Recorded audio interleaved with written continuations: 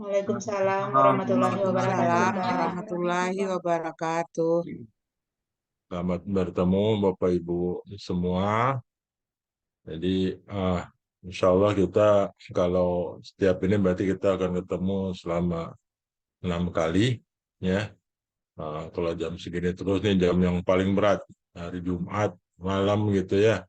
Nah, ini sangat sangat berat baik bagi Bapak Ibu maupun bagi saya. Apalagi nanti kalau saya ngajar jam 4, biasanya saya 2 minggu sekali ngajar jam 4 di S1.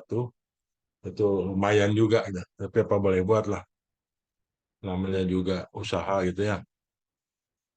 Jadi Bapak Ibu, eh, pertemuan pertama ini saya akan isi dengan perkenalan dulu. Saya perkenalkan diri dulu, kemudian nanti saya minta Bapak Ibu memperkenalkan diri dulu sebentar sambil menunggu kawan-kawan. Jadi ini nama saya, kita kalau nggak salah di kelas C ini saya sama Pak, bukan Pak ini ya, Di sama Pak kelas siapa A, saya? Pak, dengan Pak Almasdi, Pak. Oh, dengan Pak Almasdi juga ya. Jadi tiga-tiga kelas ini dengan Pak Almasdi ya. Baik. Ah, ini nomor saya kalau ada yang ingin berhubungan gitu, kalau ada yang ingin didiskusikan atau ya. Tapi saya ingatkan dari sekarang jangan minta nilai gitu ya. Jadi kalau minta nilai, kalau sudah keluar nilainya, kalau hasilnya seperti itu ya seperti itu gitu. Tapi kalau sebelumnya bisa kita diskusikan, kalau ada yang tidak paham, ada yang ingin janjian ketemu ya silahkan. Ya. Kemudian saya bukan orang ekonomi dan saya sekarang ngajar di Teknik Industri UNAN, ya. S1 saya dari matematik, kemudian S2 S3 di Teknik dan Manajemen Industri. Jadi saya asli produk ITB, dari S1 sampai S3 saya di ITB, ya. Kemudian saat ini saya sedang menjadi dekan di Fakultas Teknologi Informasi di UNAN, ya. Jadi kalau mau ketemu ya saya lebih banyak di Dekanat Fakultas Teknologi Informasi ini. Itu secara umum eh, perkenalan saya, dan mestinya sih kalau analisis kuantitatif ya memang mainan saya gitu ya. Artinya sebagai S1-nya matematik itu, dan mungkin nanti kalau kita diskusikan, saya juga dari sejak angkatan pertama di MM UNAN saya sudah mengajar sejak tahun 2004. Sebelum saya S3 saya sudah ikut dalam angkatan pertama di MM UNAN, dan seterusnya sampai sekarang juga saya masih mengajar di MM UNAN gitu ya. Jadi saya banyak terlibat dengan kawan-kawan di ekonomi, ada beberapa penelitian saya dengan kawan-kawan ekonomi, tapi yang pasti secara pergaulan saya banyak kawan-kawan di ekonomi, ya, di ekonomi UNAN. Saya di UNAN tuh ngajar dulu manajemen operasi, tapi setelah pulang saya mengajar analisis kuantitatif, kemudian diganti namanya menjadi uh, Quantitative Analysis for Management, dan sekarang saya mengajar untuk decision making with business, apalah pokoknya yang statistiknya ya, bau-bau statistik gitu. Oke, itu kira-kira uh, perkenalan saya. Sekarang saya ingin tahu terutama latar belakang S1 Bapak Ibu gitu ya. Kalau bisa, kalau sudah bekerja silahkan sampaikan. Kalau ya biar biar saya ingin tahu saja, karena nanti ini namanya juga analisis kuantitatif, jadi full hitung-hitungan gitu, ya.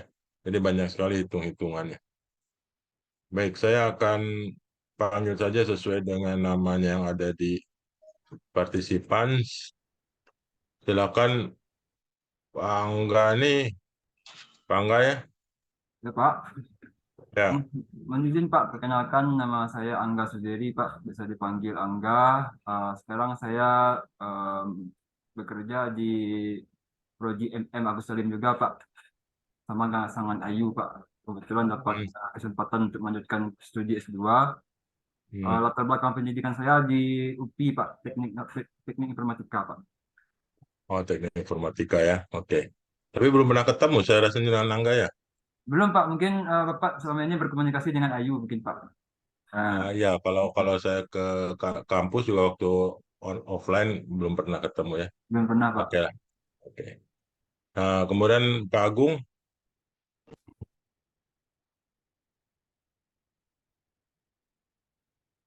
Assalamualaikum Pak, izin Pak. Perkenalkan diri, nama saya Agung Pratama Pak. Biasa dipanggil Agung. Keseharian sekarang saya bekerja di Pemko Bukit Tinggi Pak, di Dinas Pendidikan dan Kebudayaan. Kalau latar belakang saya sarjana seni musik Pak, Wah, di Sipra Panjang Pak. nah, ini yang bermasalah. Terima kasih, Pak. Mudah-mudahan tidak bermasalah Pak Agung ya. Jadi kalau ada masalah nanti bisa komunikasi sama Angga atau siapapun nanti yang lebih cepat gitu ya. Ya, mudah-mudahan Pak. Ya, mudah-mudahan Pak. Baik. Amin. Kemudian Bu Andini.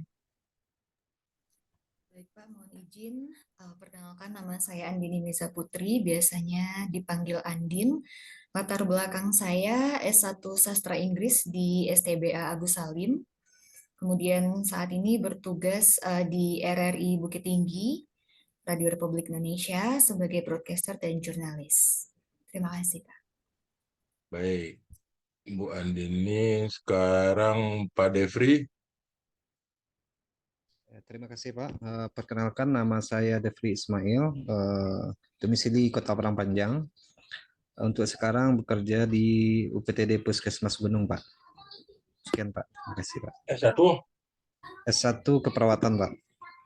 Perawatannya. Ya, kalau perawatan sih masih main-main statistik sering banyak ya. Ada juga Oke. Pak. Baik. Pak Des Fajri. Assalamualaikum Bapak, perkenalkan nama saya Des Fajri, domisili Bukit Tinggi. Saya S1-nya akuntansi Pak di STIE Haji Agus Salim Pak. Oke, akuntansi nggak ada masalah ya. Berarti baru Pak Devri aja tadi yang mungkin bermasalah ya. Mudah-mudahan tidak Pak Des ya. Silakan Pak Bu Eliza. Assalamualaikum warahmatullahi wabarakatuh, Pak. Perkenalkan, nama Eliza Magdalena, berdomisili di Nagari Batu Kambing dan bekerja di kantor Wali Nagari Batu Kambing, Pak. S1-nya? PGSD UT, Pak. Oh, oke. Ini ADEX-nya gimana bacanya? Ada X, ada S-nya lagi di belakang panggilannya nih, Bu Eliza. Silakan. Bang, panggilan namanya Adek, Pak. Nah, iya, Pak. Soalnya kalau pakai ADEX itu sepanjang susah banget ini. Oke, silakan Bu Endah. Assalamualaikum warahmatullahi wabarakatuh. Perkenalkan, nama saya Enda Arna, bekerja di Disperkim Agam, latar belakang S1 akuntansi Muhammadiyah Padang, Pak. Oke, Pak Fadri.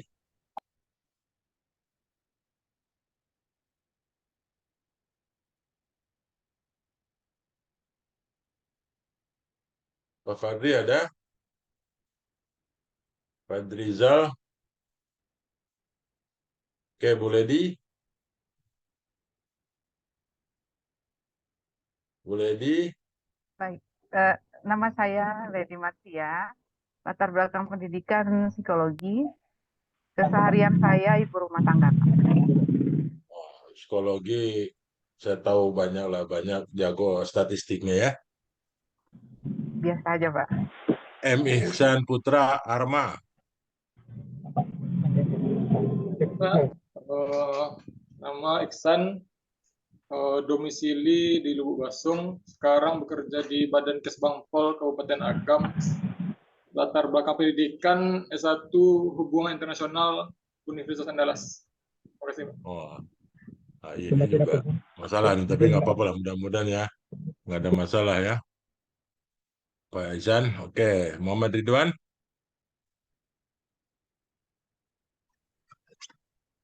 Halo, ya Pak. Sebentar Pak. Lagi berkendara. Nah, oke lah, nanti aja lah. Ya, perkenalkan Muhammad Ridwan. Asal di Bukit Tinggi Pak. Sekarang bekerja di Pemko Bukit Tinggi. S1-nya dulu di penyuluhan, Pak. Penyuluhan pertanian. Penyuluhan pertaniannya. Oke. Ya. Oke, terima kasih Pak Ridwan ya. Pak Mulya, Ya, makasih Pak. Nama Mulia. Ibu Mulya, mohon maaf Bu. Iya Pak, enggak apa. Bekerja di Pemda Agam di Dinas Pariwisata Pemuda dan Olahraga, latar belakang pendidikan S1 Hukum di Muhammadiyah Bukit Tinggi. Hukum ya. Oke. Bu Naili, Ya, Nailil. Pak. Nailil Fiza, Pak. Ya. Iya, perkenalkan nama Nailil Fiza, Pak. Domisili di Padang Panjang.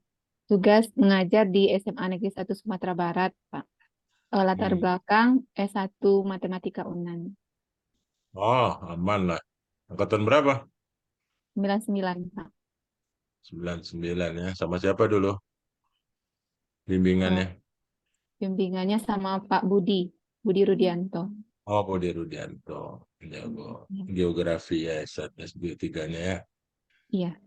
Ya, oke, Budi Rudianto. Pak. Bukan ya, baik. Bu Naimah? Ya, terima kasih Pak. Assalamualaikum warahmatullahi wabarakatuh. Nama saya Naimah, panggilan Im, berasal dari Matur, Kabupaten Agam, tempat tugas di Puskesmas Matur, pendidikan terakhir D4 Kebidanan, Pak. Kebidanan, baik. Lanjutnya Pak Niko. Terima kasih Pak. Assalamualaikum. Perkenalkan nama saya Niko Fernando, domisili Lubuk Basung, latar belakang pendidikan S1 Manajemen STI Agus Salim, Pak. Bekerja sekarang di BKPSDM Kabupaten Agam, Pak. Baik, nah, kalau itu nggak ada masalah ya. Pak Novialdi. Assalamualaikum Pak. Salam. Perkenalkan Pak, nama saya Novialdi. Domisili dan tempat tugas di Lubuk Basung Pak, di Pemda Agam. Sekarang dinas di Dinas Pariwisata Pemuda dan Olahraga. Sama dengan Ibu tadi ya, Ibu siapa? Mulia. Ibu Mulia ya. Okay. Betul. Ya, S1 ya. saya pendidikan di UNP Pak. Yang sebelahnya nggak mau memperkenalkan diri. Yang cantik Wah, kita nggak itu mau apa? memperkenalkan diri. Udah masuk jam dinas malam ini Pak. Maaf Pak. Ya, apa lah. Oke, Pak Nur Faizin. Terima kasih atas Bu Nur pengertiannya Faizin. Pak. Assalamualaikum. Salam. Terima kasih Pak. Perkenalkan nama Nur Faizin, panggilan Faizin, S1 Komunikasi Penyiaran Islam di Padang Panjang. Sekarang bekerja di PT Pandu Siwi Sentosa, perusahaan swasta Pak. Ya, kurir ya. Iya Pak. Baik, Pak Novialdi. Sudah tadi Bu Klub, Pak Novialdi ya, tadi terlewat. Pak. Sudah Pak Novialdi tadi ya? Ya, Pak. Oke. Pak Putri, Ibu Putri Rahmadani. Iya, Pak. Izin perkenalan, Pak. Nama Putri Rahmadani, biasa dipanggil Putri. Domisili di Kota Bukit Tinggi. Saya bekerja di Badan Keuangan Kota Bukit Tinggi dan latar pendidikan S1 Akuntansi Universitas Terbuka, Pak. Baik. Bu Rafika. Baik, Pak. Perkenalkan nama saya Rafika Nofrita, berdomisili di Lubuk Basung, dinas di Pemda Kabupaten Agam, Pak. Latar belakang S1 saya UNES AAI Padang. Terima kasih, Pak. Ya, UNES AAI ya. Oke. Pak Riki. Terima kasih Pak. Mohon izin, perkenalkan Riki Eka Putra. Saya berdomisili di Ampek Koto dan bekerja di kantor camat Ampek Koto, Pak. Latar belakang pendidikan di Institut Pemerintahan Dalam Negeri, Pak, di PDN. PDN di Bandung berarti? Iya, Pak. Ya, di Tinangor. Bisa nyari Sunda itu? Ya, Pak? Biasa nyari Sunda itu? Dulu, Pak. Sekarang enggak lagi, Pak. Oke, Pak Ridwan. Ya Pak, makasih Pak. Izin Pak, nama Ridwan, asli domisili di Ampe Angke Agam, kerja di kantor camat Sungai Pua Pak, pendidikan terakhir di PDN Pak, sama kayak Pak Diki Pak. Oh, sama. Ini kayaknya tapi udah lebih pandai bahasa Sundanya kayaknya. Saya Enggak lupa juga. Pak dalam mana Sunda Pak. Baik, Bu Riri. Saya udah 30 tahun di Sumbar juga masih bisa ngomong Sunda. Bu Riri, ada Bu Riri? Iya, ada Pak. Assalamualaikum Pak. Perkenalkan Ya. nama saya Riri Yunita, biasa dipanggil Riri. Latar belakang pendidikan saya Teknik Industri Universitas Bung Hatta. Keseharian saya ibu rumah tangga Pak. Terima kasih. Angkatan berapa? Saya udah dulu ngajar di TI Bung Hatta tuh teman-teman saya tuh 2000. 2000 ya. Bu Ayu masih ada ya? Oh, Oh iya, masih Bu Ayu Pak. baik. Sekarang Pak Roni. Ya Pak, Assalamualaikum warahmatullahi wabarakatuh. Perkenalkan nama saya Roni, domisili di Baso Pak, bekerja di kantor Camat Baso. S1-nya manajemen UNES Padang Pak. Baik. Bu Selvika.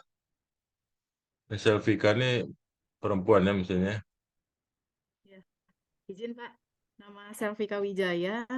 Saya domisilinya di Bukit Tinggi, sekarang bekerja di Dinas Pendidikan dan Kebudayaan Kota Bukit Tinggi.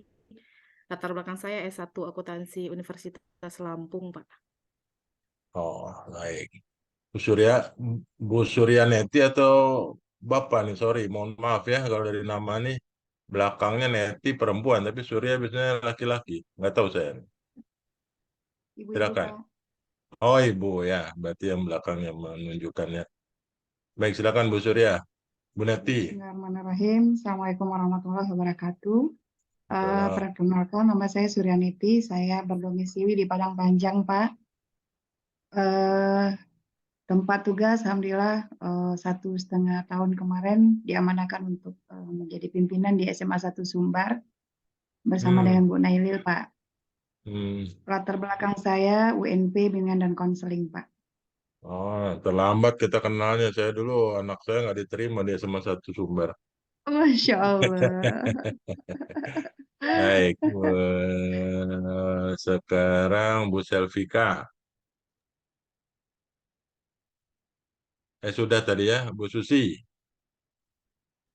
Ya, izin Pak, perkenalkan nama saya Susi Devira, latar belakang pendidikan S1 Ilmu Manajemen dari STIE Haji Gosalim, bekerja di Pemda Agam, tepatnya di kantor Camat Tratangkamang di Pekan Kamis, Pak. Berdomisili juga di Tratangkamang.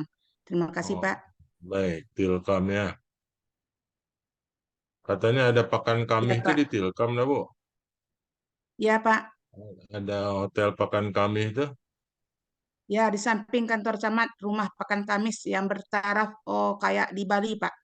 Itulah, saya belum sempat aja ke sana. Nanti saya mampirlah ke kantor camatnya. Tapi pasti minggu, saya pasti Boleh, libur Pak. ya. Tapi pasti Boleh, Pak. libur ya. Tapi Bapak harus booking dulu, Pak. Soalnya peminatnya banyak, Pak, dari luar Itulah, negeri. iya itu ya banyak ya. Oke lah. Tapi Ya. memang di dalamnya bagus, Pak. Di dalamnya sangat bagus. Kami tunggu Cuman Bapak di bookingnya lewat Tratangkamang. telepon yang ada di web. Soalnya dia nggak bisa dari Traveloka atau tiket.com, dia nggak bisa pesan. Harus telepon ya. Enggak, Pak. Iya, Pak. Harus telepon. Kalau Bapak pengen nanti bisa saya lewat Susi, Pak. Nanti Susi prioritaskan Bapak ke situ, Pak. Wah, siap, Karena mantap. karena kantornya di samping kantor camat, Pak. Kebetulan masih ada hubungan sedikit, Pak. Oh, sip lah. Baik, Insya Bu Susi ya. Makasih Bu Ya, Teti kami sekarang. tunggu. Ya, Pak. siap. Terima kasih Pak. Perkenalkan nama saya Teti Desmayanti. Asal dari manajemen UNES, Pak. Sekarang berdomisili di Pemda Lubuk Basung, Pak Agam. Baik. Pak Terima kasih, Suwardi? Pak. Ya. Ya Pak, terima kasih Pak. Assalamualaikum warahmatullahi wabarakatuh. Perkenalkan nama Suwardi, bekerja di kantor Camat Tratangkamang sama dengan Bu Susi Pak. Domisili juga di Tratangkamang di Pekan Kamis. Latar belakang pendidikan di S1 Hukum Keluarga Islam IAIN Bukit Tinggi Pak. Aman saya kalau ke Pekan Kamis ya. Insya Allah Pak. Baik Bu Wiwit. Izin Pak, nama saya Wiwit Sundari, berdomisili di Agam. Saya dinas di BKPSDM Kabupaten Agam, Pak. Latar belakang pendidikan S1 Manajemen STI KBP. PP ya, baik. Bu Yervina. Izin Pak, Assalamualaikum warahmatullahi wabarakatuh. Perkenalkan nama saya Yervina Rami Fitri, biasa dipanggil Vina Pak. Domisili saya di Padang Panjang dan bekerja di kantor camat Padang Panjang Barat. S1 saya Ilmu Administrasi Negara di STIA LPPN Padang Pak. Terima kasih Pak. Wassalamualaikum warahmatullahi wabarakatuh. Salam. Ini Bu Yunita. Kalau ada yang di atas saya belum sebut ya nggak apa-apa, nggak usah lah balik lagi ya, susah juga. Silakan Bu Yunita. Assalamualaikum Pak. Perkenalkan nama saya Yunita Sari, biasa dipanggil Sari Pak. Bertugas di cabang dinas pendidikan Provinsi Sumatera Barat Pak. Domisili Bukit Tinggi. Satunya? S1 pendidikan bahasa Inggris di Bung Hatta Pak. Wah ya ini agak beragam nih, agak 5 orang, 6 orang tadi yang mungkin ya bahasa Inggris, terutama nih seni suara, seni apa tadi? Seni musik ya? Seni musik, Pak. Kemudian semester lalu, tahun lalu saya ngajar ada yang dari dari isi juga tuh. Ya nanti kalau ada kesulitan yang dari hukum, dari HI gitu ya, dari PGSD, kalau ada kesulitan nanti kita pelan-pelan aja lah ya. Jadi saya punya rencana, punya apa namanya target, tapi lebih penting Bapak Ibu paham daripada kita cepat-cepat tapi nggak paham. Ya. Baik, saya share screen dulu. Saya ini akan kirimkan dulu bahan kuliah kita. Ya. Saya akan kirimkan dulu. Aduh. Ya. Bahan. Saya akan kirimkan linear programming. Basic class.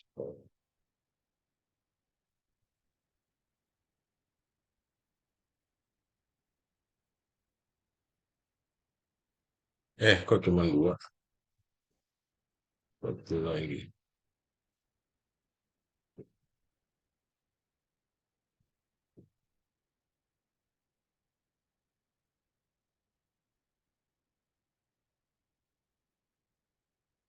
Baik, jadi Bapak Ibu, kalau yang ada di slide nggak perlu dicatat, nggak perlu difoto, karena saya akan berikan slide-nya, nanti akan saya kirimkan gitu ya. Jadi, tapi kalau ada yang tidak ada di slide, tentu Bapak Ibu perlu mencatatnya untuk mengingatnya gitu ya. Baik, sekarang saya akan inikan, sorry, data belum ada.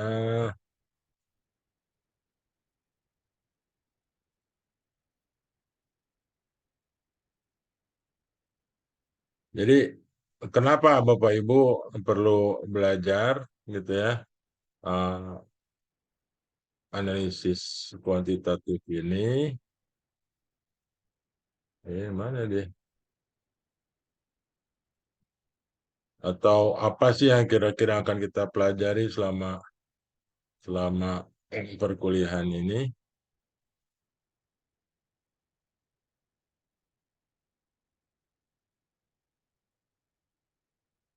Baik.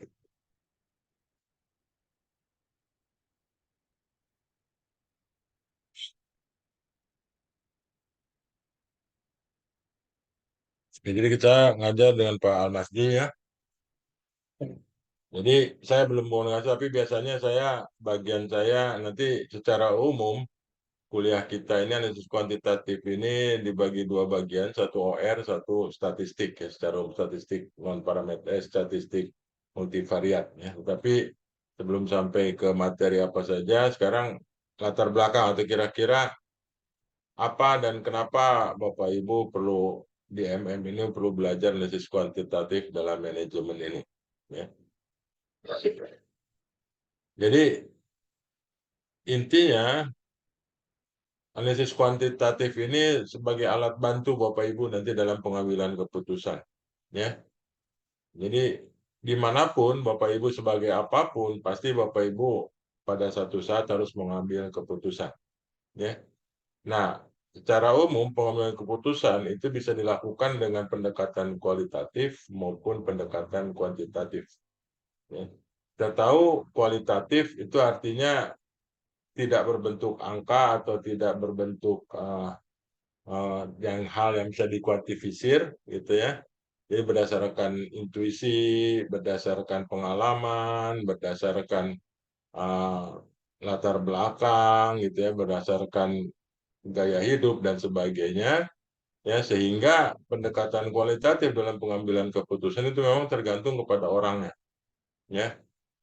Nanti diberikan contohnya itu seperti untuk negosiasi dengan konsumen besar, atau kalau secara keilmuan, ya, pendekatan kualitatif itu ada yang disebut, kalau orang ekonomi mungkin pernah dengar, itu adalah metode Delphi, ya. Itu metode Delphi itu termasuk salah satu pendekatan kualitatif, ya.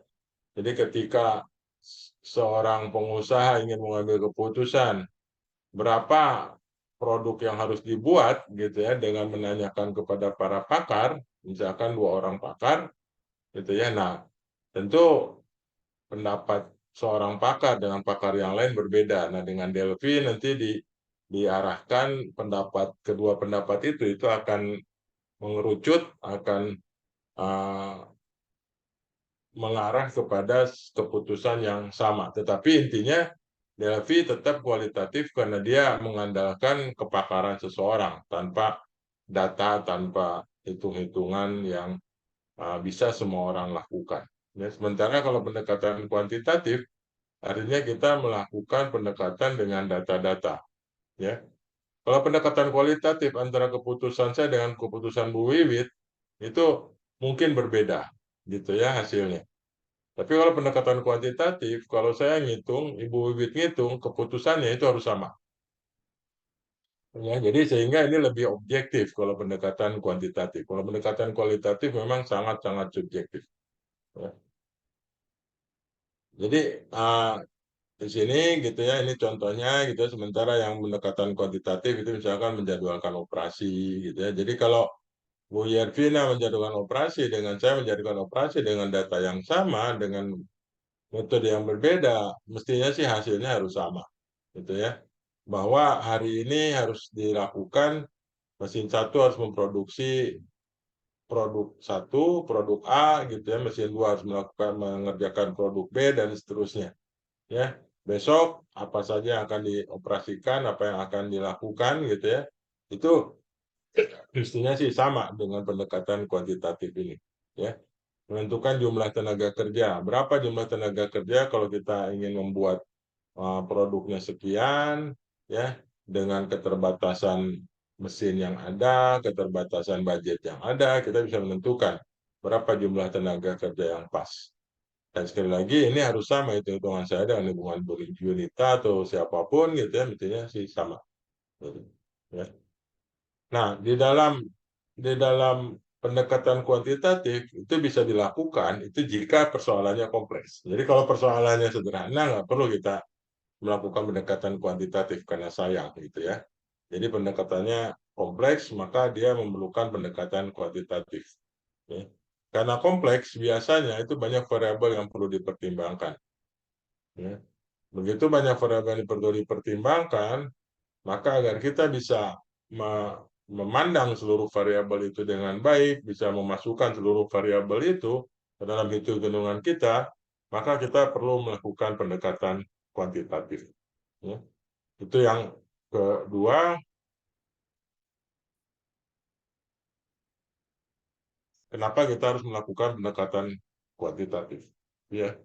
Kemudian yang ketiga, itu ada data. Ini jelas kalau kuantitatif namanya kuantitatif, itu pasti berkaitan dengan data. Ya.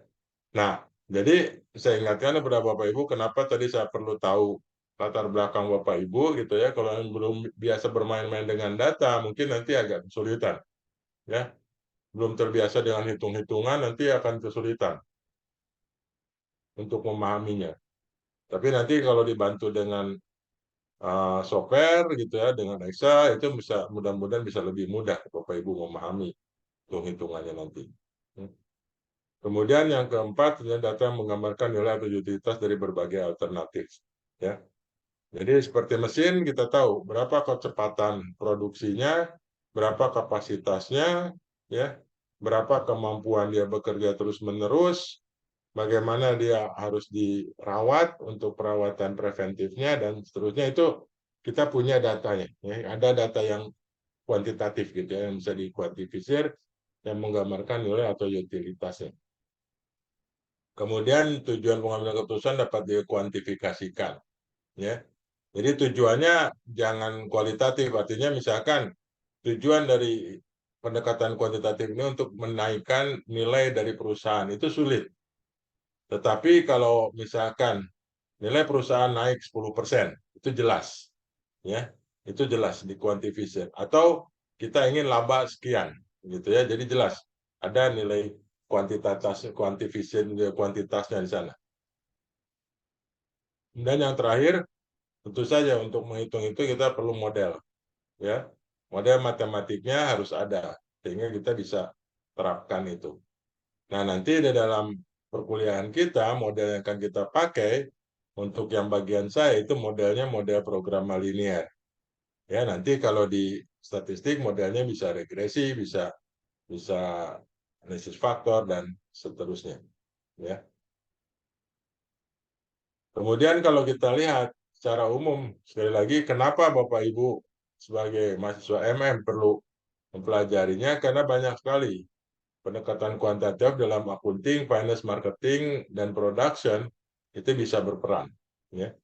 Contohnya, Bapak Ibu dengan mengetahui nanti regresi, Bapak Ibu bisa meramalkan cash flow. Jadi kita tahu sejarah kita punya data-data masa lalu, maka kita bisa ramalkan. Ya, 1 tahun, 2 tahun, cash flow kita akan seperti apa? Ya, berapa peningkatannya, berapa penurunannya kalau ada penurunan gitu ya, kita bisa ramalkan itu ya dengan mempelajari pendekatan kuantitatif ini. Kemudian juga bisa melakukan pengambilan keputusan konsumen yang akan diberi kredit. Nanti kita akan lihat analisis keputusan beberapa ini bagaimana kita kalau kita tahu konsumen ini pendapatannya sekian, kemudian sejarah pengembaliannya bagaimana, kemudian dia tanggungannya seperti apa, maka kita bisa masukkan dia dalam variabel-variabel yang kita perhatikan sehingga nanti akan keluar bahwa konsumen ini layak untuk diberi kredit atau tidak. Dan perhitungan biaya standar berapa yang diperlukan untuk menghasilkan satu produk sehingga kita bisa perhitungkan. Nanti kalau untung kita berapa dengan adanya biaya standar kita bisa hitung seperti itu. Kemudian ini yang akan saya lebih banyak ya dari ini yang nomor 4 ini lokasi sumber daya pada beberapa alternatif ya. Jadi bagaimana kita mengalokasikan mesin satu untuk menghasilkan produk A, produk B seperti apa, berapa yang harus kita alokasikan ya sehingga kita bisa mencari keputusan yang terbaik. Kemudian perumahan kebutuhan kapital jangka panjang itu bisa dilakukan dengan regresi, penentuan waktu pergantian peralatan ini tidak kita pelajari tapi secara umum dalam regresi di dalam statistik itu penggunaannya itu untuk menentukan waktu pergantian peralatan itu sangat banyak dipakai. Nah yang ketujuh ini selain yang keempat, yang ketujuh ini dalam yang akan kita banyak nanti kita perbincangkan, ya. Jadi kalau misalkan kita menghasilkan 3 produk, maka berapa produk A, berapa produk B, berapa produk C yang harus kita buat sehingga kita mendapatkan keuntungan yang maksimum. Atau berapa produk A, produk B, produk C harus dibuat sehingga ongkos yang kita keluarkan minimum. Ya, jadi 4 dan 7 ini secara khusus yang akan kita pelajari. Kemudian penentuan lokasi gudang itu bisa juga nanti dengan transportasi itu bisa kita tentukan. Nah, 9 juga bisa pengalkulasian iklan di berbagai media. Jadi misalkan kita punya tahu bahwa kita budget iklan kita terbatas, kemudian ada Misalkan media iklan ada TV, kemudian ada radio, ada koran, kemudian ada online sekarang. Ya, media-media online. Nah, berapa budget yang terbatas itu kita alokasikan untuk televisi, berapa untuk koran, berapa untuk radio, berapa untuk offline, online gitu ya, media online. Itu akan kita inikan 4789 ini.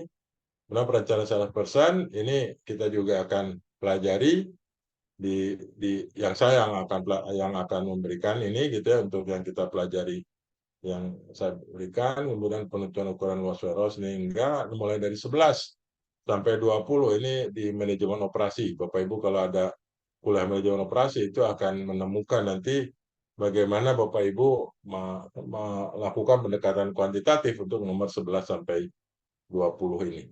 Ya. Ini keuntungan kita melakukan pendekatan kuantitatif, itu kita mendorong manajer untuk menentukan tujuan secara eksplisit, karena tadi kan harus dikuantifisir, kemudian asumsi dan cara mereka melihat constraint. Jadi harus jelas asumsinya apa, batasannya apa, ya, berapa kapasitas mesin dan sebagainya itu harus bisa ditentukan secara eksplisit oleh manajer. Nah, penilaian yang cepat cukup atau kurangnya data ya untuk mendukung pengambilan keputusan. Nanti kita akan lihat. Kalau ada data yang kurang, kita tidak bisa mengambil keputusan. Kita akan tahu dengan cepat kalau kita sudah punya modelnya. Kemudian ini nanti yang akan kita coba lakukan. Misalkan tadi kita ingin mendapatkan produk mix terbaik untuk mendapatkan keuntungan maksimum. Kalau ternyata kapasitas mesin ditambah, apa yang akan terjadi? Kalau keuntungannya turun, apa yang akan terjadi? Ya, bagaimana dengan solusi kita? Seperti itu. Ya, kita belajar untuk memahami bagaimana variabel berantai satu sama lain. Nanti kita akan lihat dan membuat manajemen bertengah secara serius variabel yang mempengaruhi keputusan. Ya. Nah, ini dari beberapa keuntungan ini kita lihat tadi manajer harus jelas tahu ini. Nah, itu yang menjadi nanti ke apa namanya keterbatasan dari model kita, ya, terlalu menyederhanakan persoalan yang rumit. Kita tahu kita perlu data-data gitu ya, artinya berapa permintaan ya masa akan datang itu kita harus tahu, padahal itu kan sesuatu yang belum pasti. Nah, itu harus kita ramalkan ya, bagaimana itu terlalu sederhana, kita sederhanakan itu bahwa misalkan dari apa namanya dari data masa lalu, maka tahun depan itu permintaan akan 1000. Itu kan terlalu menyederhanakan masalah itu. Tapi apa boleh buat, kita kalau tidak punya ramalan itu kita tidak bisa membuat perencanaan untuk masa depan. Ya, jadi kadang-kadang menyederhanakan persoalan yang rumit ini juga perlu, tetapi ini harus disadari oleh manajer gitu. Nah, itu tadi. Kalau persoalannya tidak kompleks atau dia hanya sekali saja, walaupun kompleks gitu ya, maka sangat sayang. Ini pendekatan ini memerlukan modal, waktu, dan tentu saja effort yang cukup besar ya. Kalau cuma sekali dipakai, ya sayang. Ya. Nah, ini tadi karena kita berbicara model, tentu model itu adalah representasi sederhana dari dunia nyata.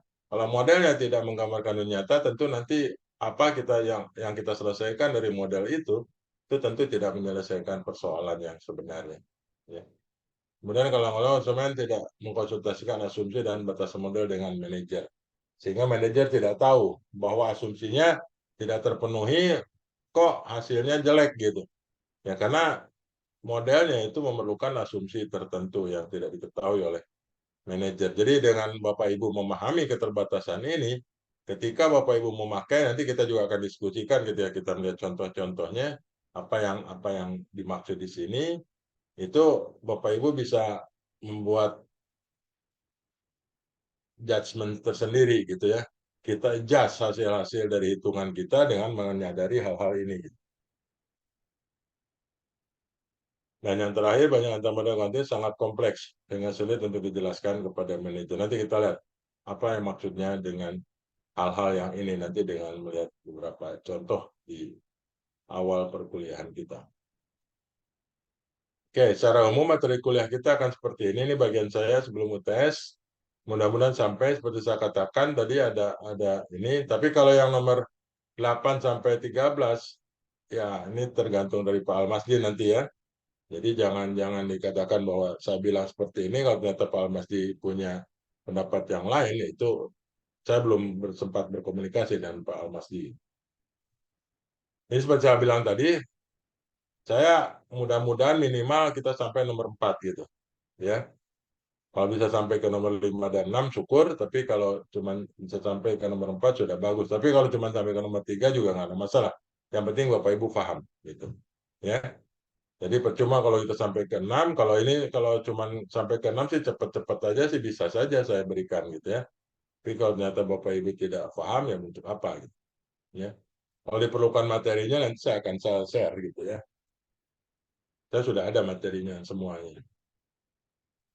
Jadi itu Bapak Ibu, ada yang ingin didiskusikan, ada yang ditanyakan dari materi ini. Kalau bukunya, ya untuk bagian pertama ini, saya biasanya pakai buku OR dari Hamdi Taha atau Lieberman, ya, atau Bazara, ya, 3 buku itu. Tapi karena zaman sekarang zaman internet, saya banyak mengambil materi-materi yang sudah jadi, saya tambahkan, saya saya perbaiki gitu ya. Saya tambahkan, saya edit gitu, ya, atau saya buat sendiri, ya. Itu kira-kira Bapak Ibu ada yang ingin berkomentar?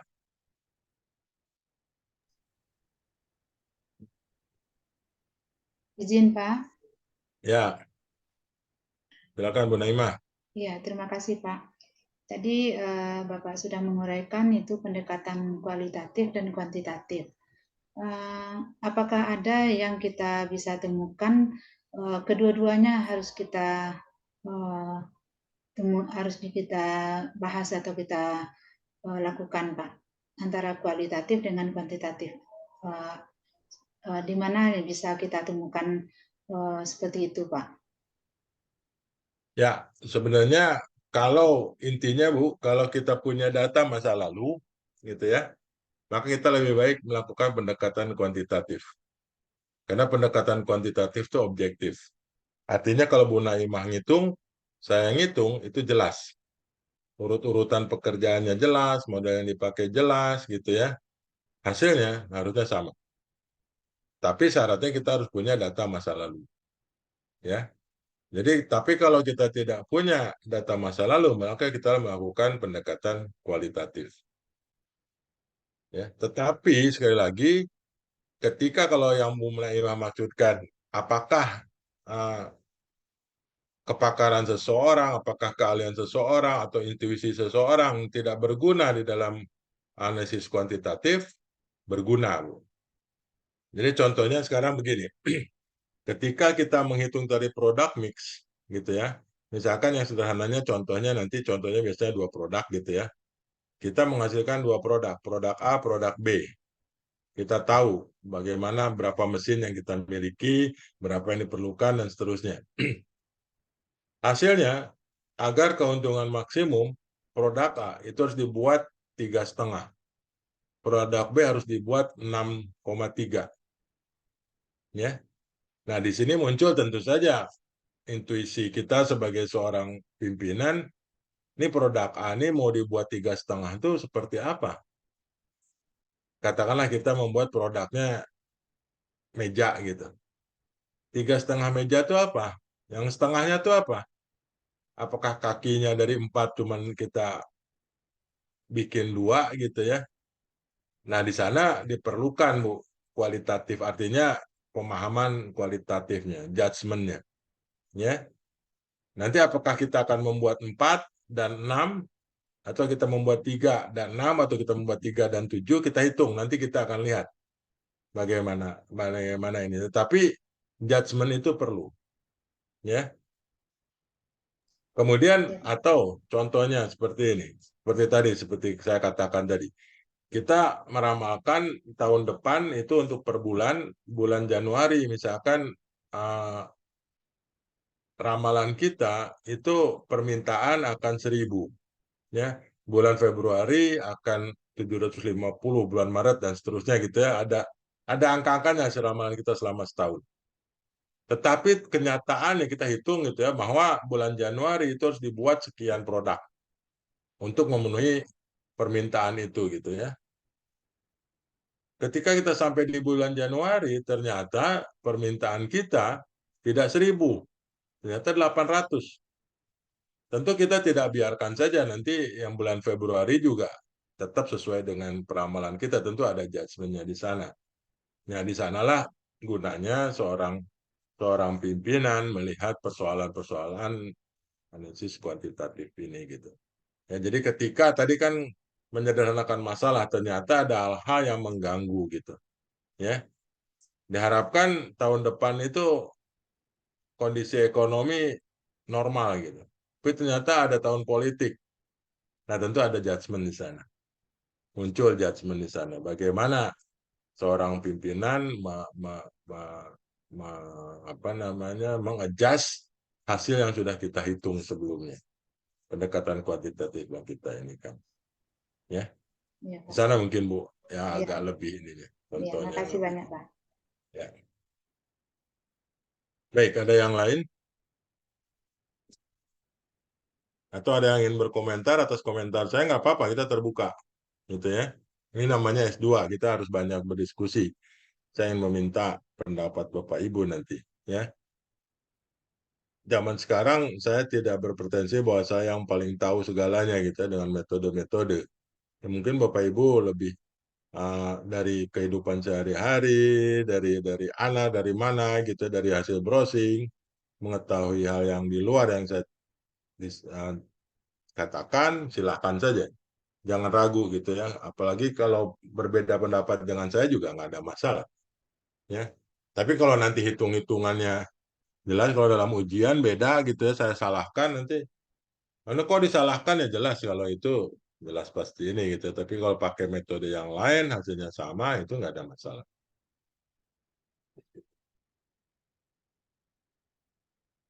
Baik, kalau tidak ada saya stop share untuk yang ini. Kita lanjutkan dengan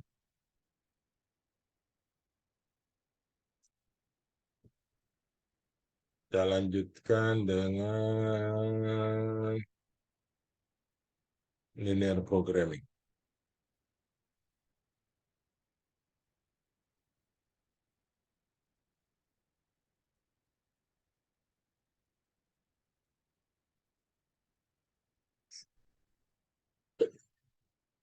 Baik, Bapak Ibu.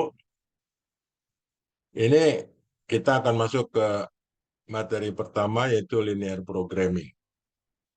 Ini ada dua kata nih, ada linear, ada programming. Ya. Kalau programming itu artinya kan langkah-langkah gitu ya. Urut-urutan pekerjaan ya untuk menyelesaikan sesuatu masalah gitu ya. Program namanya program kan rencana kita urut-urutan urut-urutan pekerjaan. Tapi yang linear ini Bapak Ibu kira-kira tahu apa maksudnya linear di sini?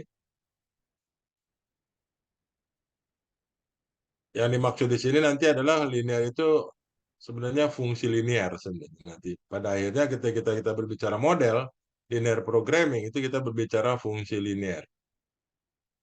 Ada yang masih ingat apa itu fungsi linear? Variabelnya berpangkat 1. Variabelnya berpangkat 1. Terus cuman itu.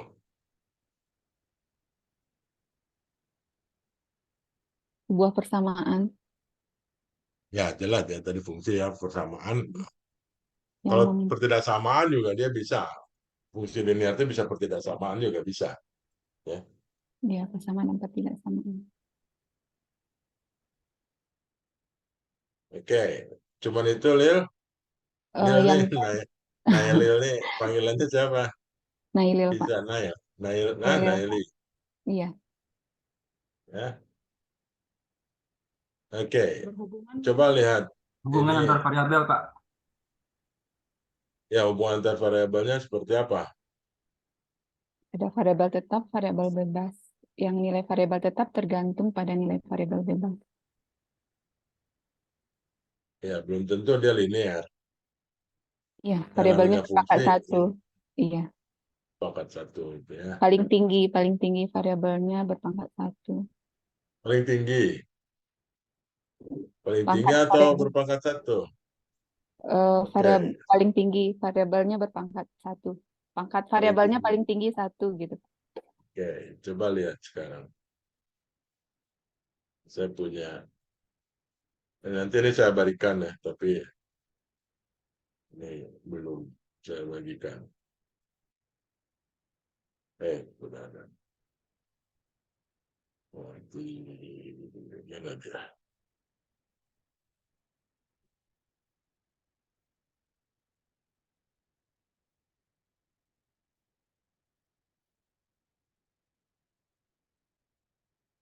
Nah,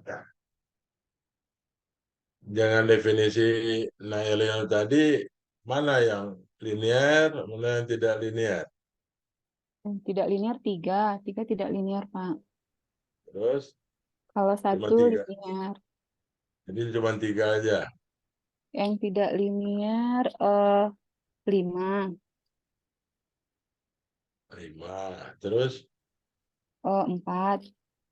4. Tapi tadi definisinya Oh iya, variabelnya paling tinggi 1. pangkat 1 ya.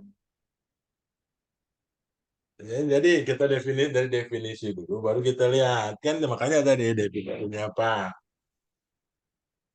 Variabelnya berpangkat 1, Pak. Diubah lagi berpangkat 1. Terus berarti yang mana aja berarti? Yang linear. 1.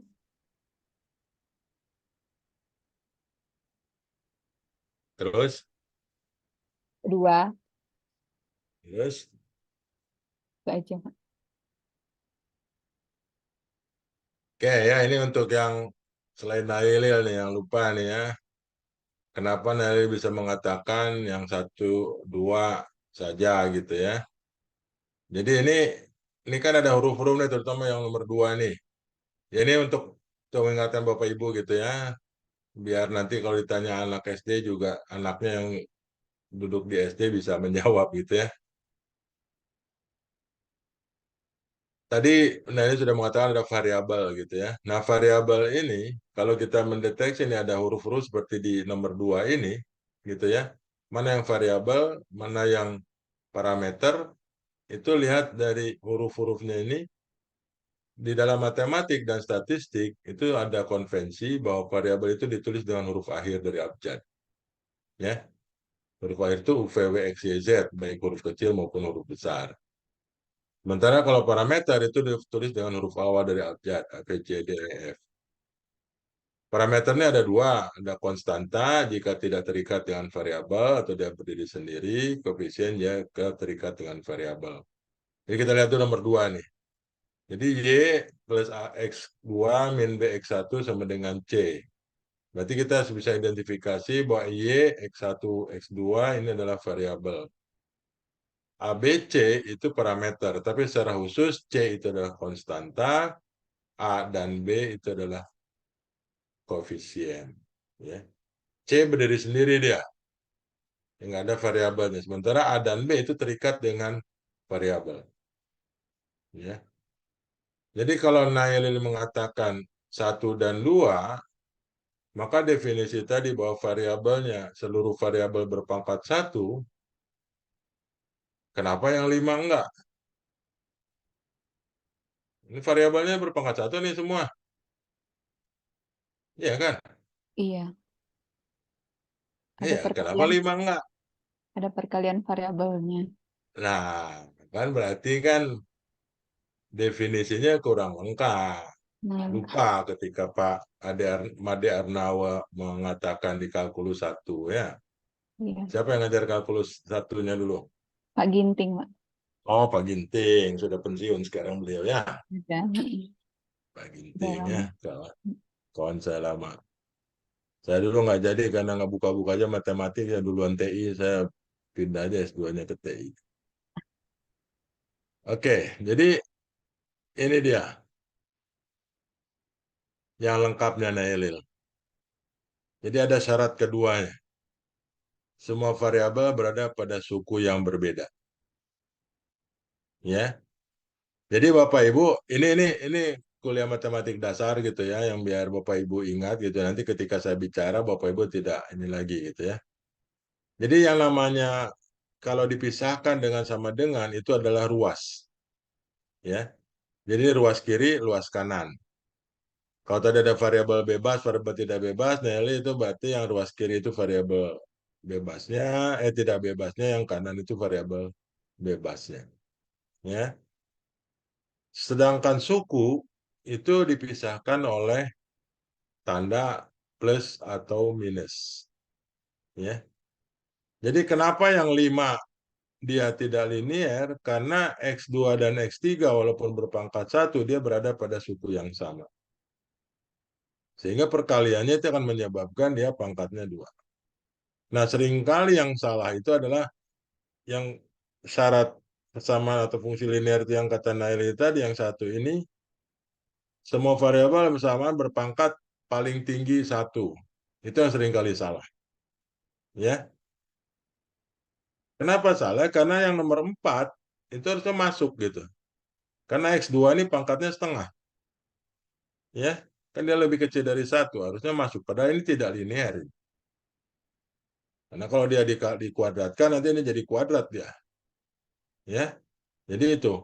Jadi dua hal ini yang nanti Bapak Ibu nggak perlu mencatat, kalau saya sudah tuliskan dalam bentuk tertulis seperti ini, nah usah dicatat, nanti saya akan kirim. Kenapa saya tadi belum kirimkan? Ya karena saya ingin tahu dulu bagaimana Bapak Ibu memahami dari fungsi linear ini. Ya, itu Bapak Ibu ya. Oke, saya takut lupa, saya akan kirimkan sekarang aja dulu.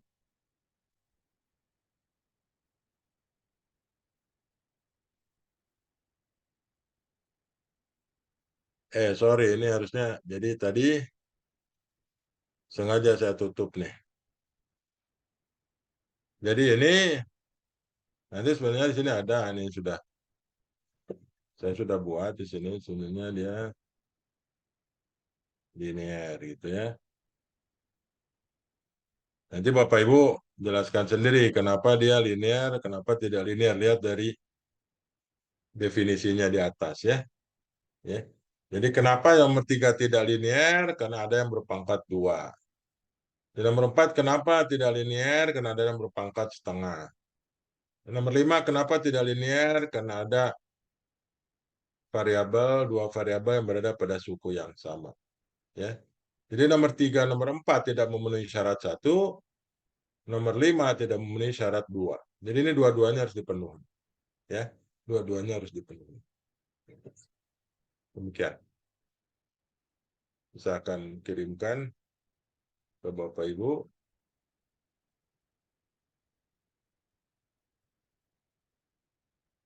Ini susahnya di sini nih, online nih. Dia harus tutup dulu baru bisa dikirim.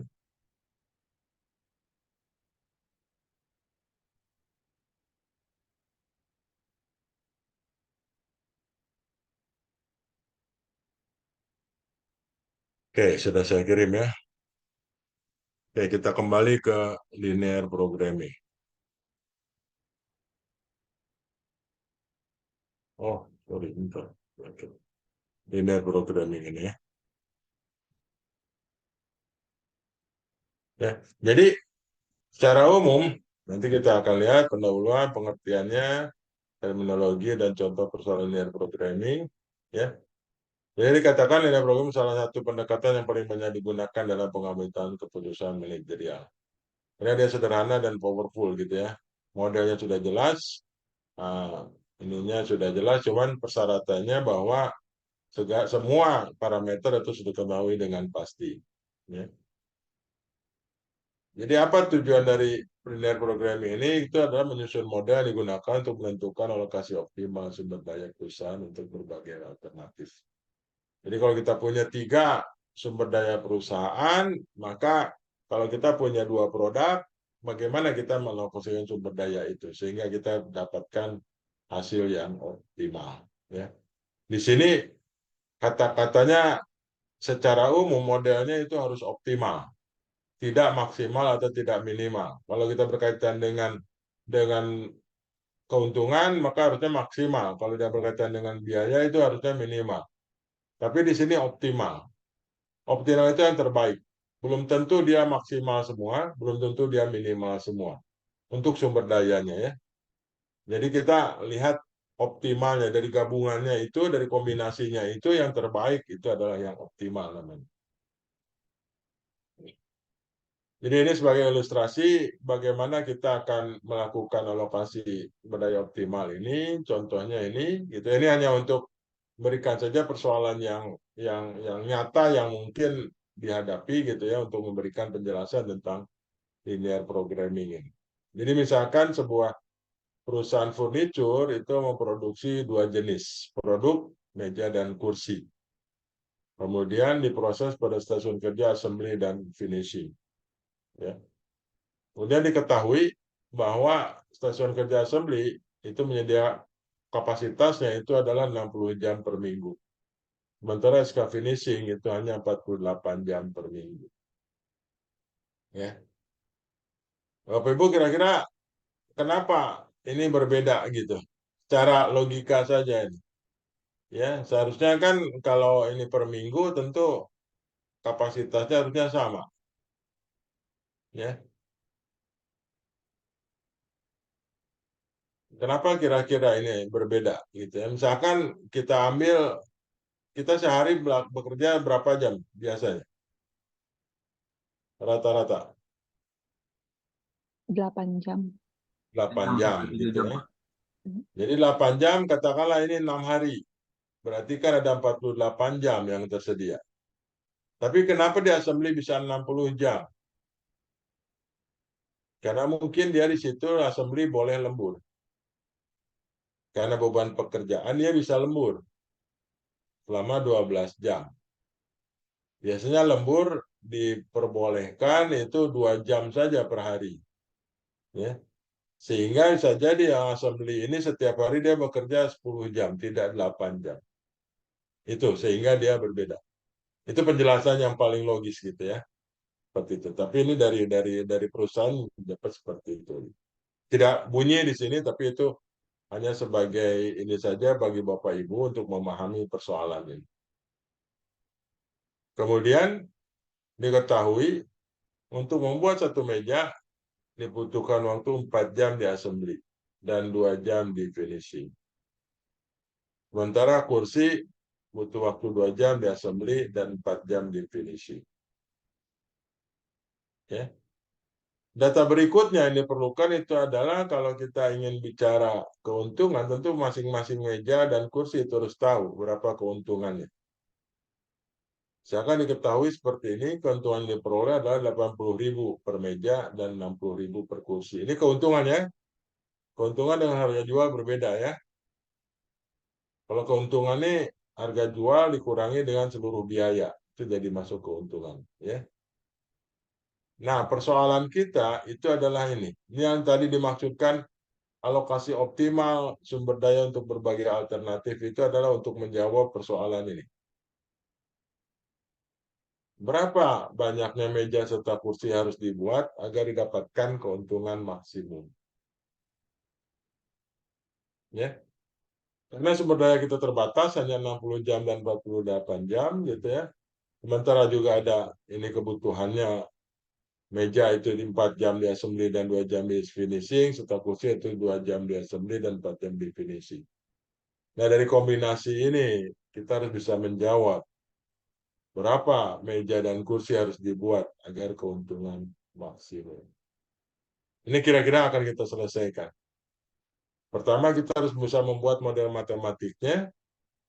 Kemudian model matematik itu kita selesaikan dengan metode yang ya.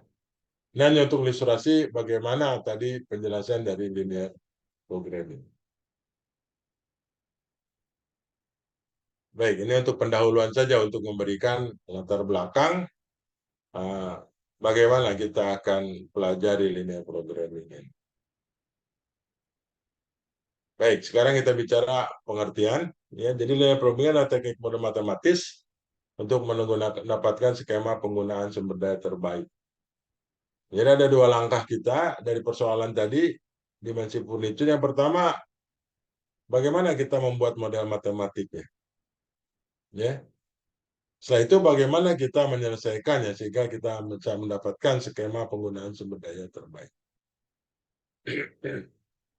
Jadi dari kata-kata linear menunjukkan bahwa hubungan variabelnya proporsional membentuk fungsi linear. Jadi kita akan berbicara masalah fungsi linear saja.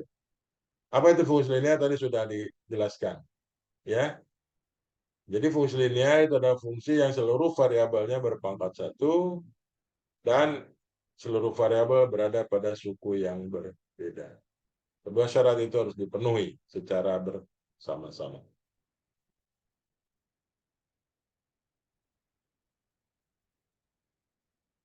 Baik, sementara programming itu perencanaan atau penggunaan teknis matematis yang akan kita pelajari berikutnya nanti. Ya. Nah, bagaimana kita membuat modelnya? Kita coba lihat dari dimensi furniture tadi. Ya. Sebelum kita bisa membuat model matematik, Bapak Ibu kan sudah dapatkan ya slide tadi. Coba di Windows satunya lagi Bapak Ibu buka filenya. Kemudian lihat tadi di halaman 4 tadi. Ya. Seluruh informasi yang ada di halaman 4 itu bisa diterjemahkan dalam bentuk tabel seperti ini. Ya. Jadi dikatakan dia memproduksi 2 produk, meja dan kursi. Kemudian ada 2 stasiun kerja, assembly dan finishing. Ya. Jadi informasi tentang produk itu diberikan pada baris kedua. Ya. Sementara informasi stasiun kerja itu diberikan pada kolom pertama, baris kedua dan baris ketiga. Baris ketiga dan baris keempat di kolom. Ya. Kemudian dikatakan tadi bahwa kapasitas assembly 60. Di sini dituliskan di kolom terakhir. Total jam finishing itu 48 jam. Kemudian di alinea berikutnya dikatakan bahwa meja memerlukan 4 jam di assembly dan 2 jam di finishing. Sementara kursi memerlukan waktu 2 jam di assembly dan 4 jam di finishing. Keuntungan meja 80.000, keuntungan kursi 60.000. Ya. Jadi informasi di halaman 4 tadi, yang satu halaman itu bisa diterjemahkan dalam satu tabel seperti ini. Nah, nanti kita akan lihat tabelnya secara generik, secara umum. Kalau kita lihat di sini, misalkan ada pertanyaan. Kalau dimensi furniture itu menghasilkan produk yang ketiga, misalkan dia membuat produk yang ketiga, kusen misalkan. Ya, atau lemari lah. Lemari. Ya. Maka jangan dibuat kolom baru di sini. Di kolom terakhir jangan. Ya. Tapi selalu produk itu di tengah di sini. Jadi tambahkan kolom setelah kursi di sini. Karena kolom terakhir itu harus tetap menunjukkan total kapasitas. Ya. Jadi pahami ya, nanti kita lihat secara umum seperti apa kalau kita punya N produk gitu. Demikian juga kalau ternyata nanti ada stasiun kerja yang baru, misalkan stasiun kerja pemotongan. Atau jangan pemotongan lah, pengecatan. Finishing itu termasuk pengecatan ya, atau pengemasan. Stasiun kerja pengemasan. Maka jangan dibuat di bawah di sini, ditambahkan satu kolom di bawah keuntungan, jangan. Tapi harus di bawah finishing ini. Jadi di tengah-tengah di sini di bawah finishing ini dibuat satu baris baru. Yaitu pengemasan. Karena baris terakhir itu harus keuntungan atau kontribusi per unit. Ya. Jadi harus jelas Bapak Ibu ya. Jadi kolom pertama itu harus menunjukkan stasiun kerja, kemudian kolom terakhir itu menunjukkan kapasitas, baris-baris itu menunjukkan apa namanya kebutuhan dari masing-masing produk, dan baris terakhir itu menunjukkan kontribusi. Kalau dia keuntungan ya keuntungan, kalau dia biaya ya biaya. Ya. Baik, ini langkah pertama untuk memudahkan kita membuat model matematiknya. Ini belum model matematik nih. Ya. Kalau model matematik itu adalah kita membuat notasi-notasi matematik, kemudian hubungan antar variabelnya seperti apa.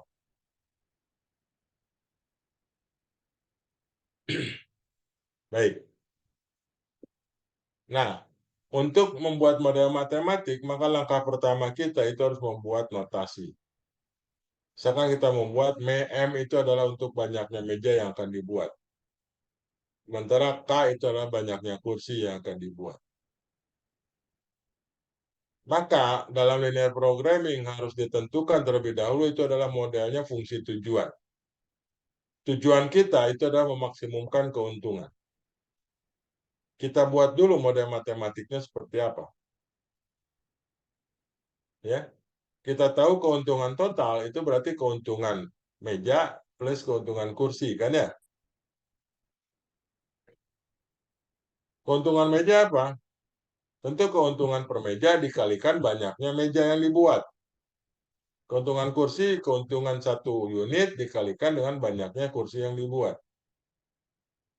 Sehingga profit ini, keuntungan ini itu akan menjadi secara matematiknya 80.000 M plus 60.000 K. Nah, Bapak Ibu harus pahami betul ini. Kenapa bisa seperti ini gitu ya. Salah kita membuat modelnya tentu salah. Itu yang tadi dikatakan dia. Tidak sesuai dengan kenyataan. Kemudian di dalam linear programming kita harus membuat formulasi untuk batasan. Ya. Batasan kita ada dua, untuk assembly dan finishing. Untuk assembly itu kita dapatkan totalnya 60. Kemudian untuk membuat meja diperlukan 4 jam, untuk membuat kursi diperlukan 2 jam. Sementara untuk finishing, untuk membuat meja diperlukan waktu 2 jam, untuk membuat kursi diperlukan 4 jam. Sementara kapasitasnya 48. Ya. Jadi kalau Bapak Ibu perhatikan, fungsi tujuan ini itu didapatkan dan mengalihkan baris terakhir dikalikan dengan notasi dari produknya. Sementara yang ini adalah baris assembly. Baris sumber daya yang pertama. Sementara ini baris sumber daya yang kedua.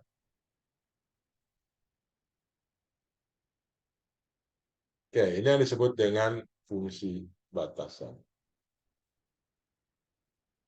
Nah, setelah itu nanti kita selesaikan ini. Dengan kita sudah membuat formulasi ini, maka kita akan tahu nanti berapa M, berapa K-nya. Sehingga nanti profitnya akan maksimum.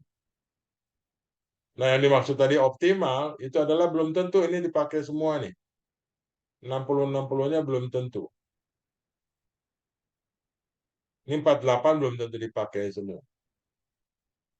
Tapi yang dapatkan kita nanti hasil yang terbaik dari kombinasi ini untuk mendapatkan profit banyak. Profit maksimum.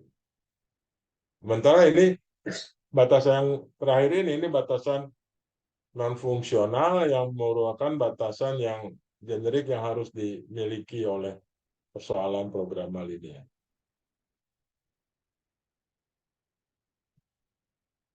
Oke, jadi kalau kita lihat tadi saya sudah panjang lebar menunjukkan fungsi tujuan dan fungsi pembatas. Ya. Baik, secara umum tadi kan kita buat tabel ini khusus untuk dua produk dengan dua sumber daya. Bagaimana kita kalau punya N produk? N itu bisa 3, 4, 5, 7 gitu ya, berapapun. Kemudian stasiun kerjanya ada M buah. Ya, secara umum tabulasi kita itu seperti ini. Jadi tadi saya katakan kolom terakhir tetap harus kapasitas, baris terakhir itu adalah kontribusi. Ya. Jadi ini nanti biasanya di sini X1, di sini dituliskan ini X2, ini X3, ini XN. Ini adalah banyaknya produk. Nah, kalau Nailin udah nggak aneh dia dengan lihat model matriks seperti ini. Ya. Jadi Bapak Ibu yang dari terutama dari hukum, dari seni musik dan sebagainya nih, binatang apa ini? Ya. Jadi A33 itu adalah nanti di belakang ada penjelasannya. Ya, AIJ ini, jadi A32 ini itu menunjukkan bahwa kebutuhan dari sumber daya ketiga untuk produk kedua. Jadi ini kan ada dua nih subskripnya, AIJ biasa dilambangkan, I menunjukkan baris, J menunjukkan kolom. Jadi kalau ditanya A34 itu apa? Kebutuhan sumber daya 3 yang dipakai untuk menghasilkan produk 4. Kalau A34. Kalau A43 itu adalah sumber daya 4 yang dibutuhkan untuk menghasilkan satu produk ketiga. Gitu. Ya. Jadi ini membacanya seperti itu. Sementara ini kapasitas sumber daya kita lambangkan dengan B1, B2, B3 sampai Bm. Dan koefisien dari fungsi tujuan yaitu pertambahan atau kontribusi nilai tiap unit itu dilambangkan dengan C1, C2, C3, Cn. Nah, dari bentuk umum seperti ini yang paling umum nih. Jadi Bapak Ibu kalau punya 5 produk, ya di sini sampai 5 nih kolomnya di tengah sini. Kalau ada 10 produk, ya ada 10 di sini kolomnya. Kalau ada 5 sumber daya, ya di sini barisnya sampai 5 di sini. Kalau ada 15 sumber daya, ya 15 barisnya di sini. Tengah-tengah. Secara umum, formulasi model matematis untuk linear programming itu adalah, ini tadi sudah saya jelaskan, seperti ini. Ya. Ini lumayan ini ya, apa namanya, kalau Nelly sudah biasa, tapi yang lain ini kalau bagi kita orang matematik ini indah nih. Tapi bagi yang lain ini apa ini maksudnya? Ya. Jadi ini dari baris pertama, dari sumber daya pertama, ini sumber daya kedua, ini sumber daya ke N. Ya. Baik. Jadi nanti kita punya fungsi tujuan, kemudian ada fungsi batasan, yaitu fungsi batasan fungsional dan fungsi batasan non-negatif. Jadi ini Bapak Ibu bisa ingat-ingat apa yang saya sampaikan tadi di sini ditulisnya. Baik, sekarang kita lihat ilustrasi yang kedua, contoh yang kedua. Agak sedikit berbeda, tapi tetap dua jenis produk. Kenapa? Karena kita akan selesaikan ini dengan metode grafik. Ya. Jadi kan sebuah perusahaan suatu membuat dua tipe. Tipe pertama merek A dengan sol dari karet. Dan tipe kedua merek B dengan sol dari kulit. Kebutuhan sumber dayanya, mesin 1 khusus membuat sol dari karet, mesin 2 khusus membuat sol dari kulit, dan mesin 3 membuat bagian atas sepatu, dan melakukan assembling bagian atas dengan sol. Jadi ini untuk apa namanya, merek A dan merek B, mesin 3 itu dikerjakan. Tapi untuk mesin 1 khusus untuk membuat merek A, mesin 2 khusus untuk membuat merek B. Kebutuhannya dan apa namanya datanya setiap lusin. Ingatnya satuannya lusin. Merek A mulai dikerjakan mesin 1 selama 2 jam dan seterusnya Bapak Ibu.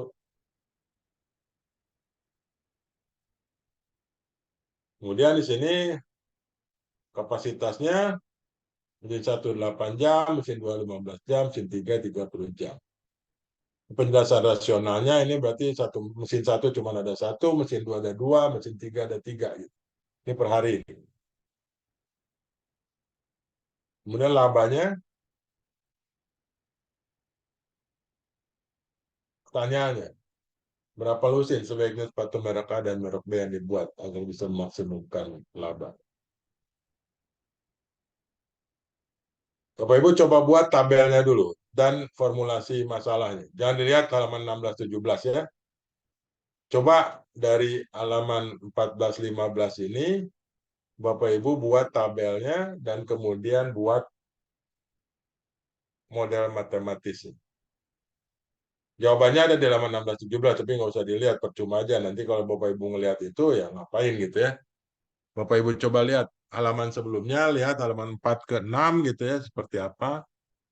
Kemudian halaman 7 dapatnya dari mana, ini coba dibuat seperti ini. Ini kan seperti halaman 4 gitu ya. Nah, bagaimana membuat halaman 6 dan halaman 7? Ya, coba sebentar ya, 5 menit lah. Hasilnya bisa selesai.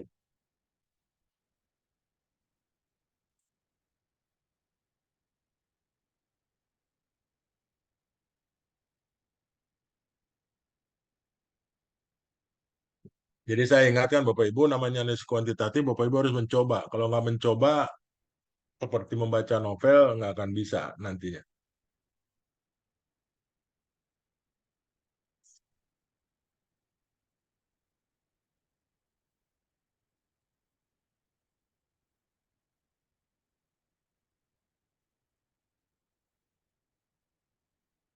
Kalau ada yang sudah, bilang ya.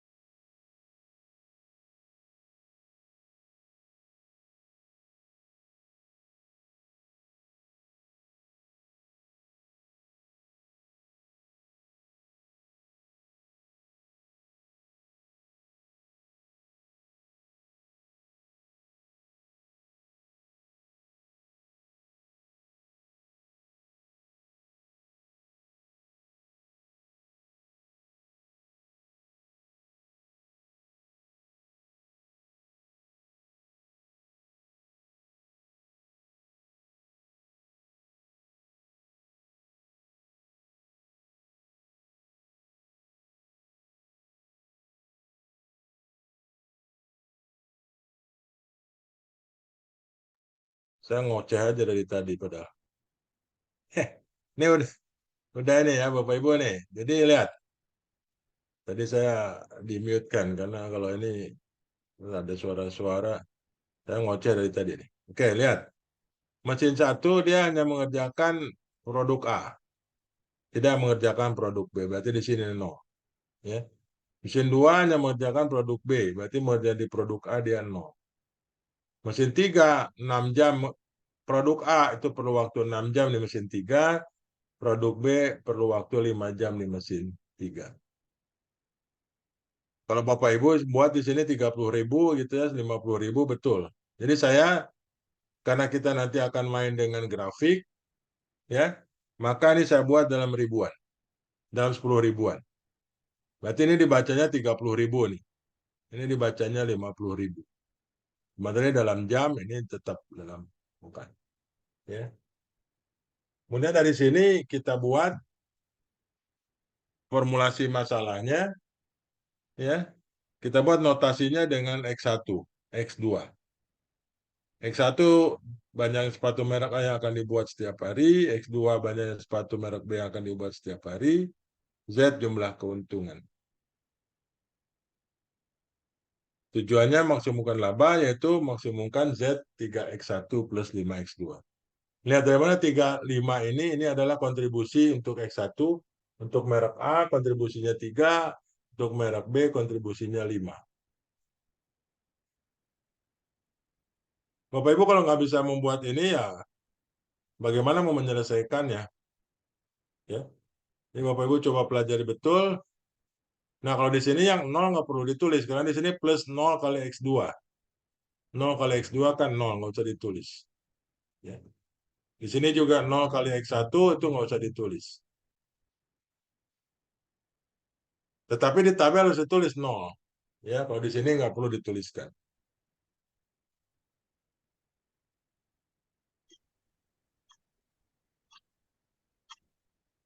Nah, sekarang bagaimana kita menyelesaikannya?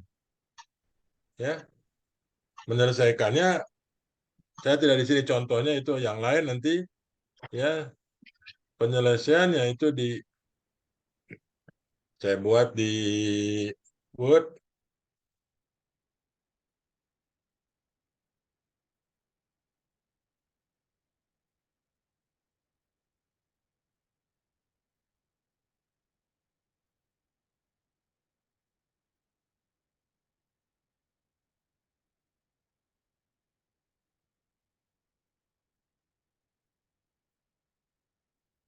Tadi lihat soalan kita ini bagaimana kita menyelesaikannya?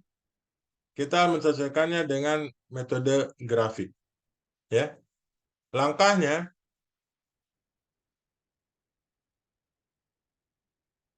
kita menyelesaikan dengan metode grafik. Ya, langkahnya itu adalah pertama menggambarkan garis-garis dari persamaan setiap batasan.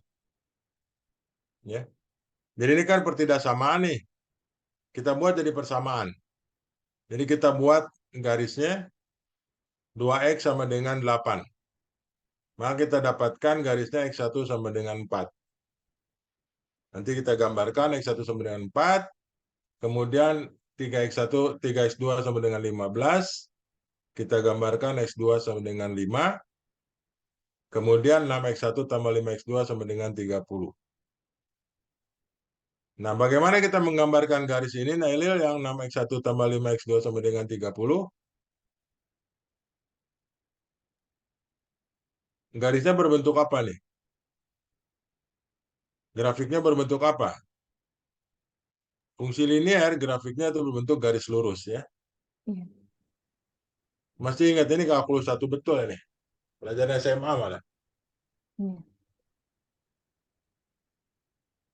Di dalam matematik, untuk menggambarkan garis lurus, itu kita cukup mengambil dua titik. Ya. Ambil 2 titik yang dilalui oleh garis ini. Titik dilalui oleh garis itu artinya koordinatnya memenuhi persamaan ini. Kan gitu. Ya.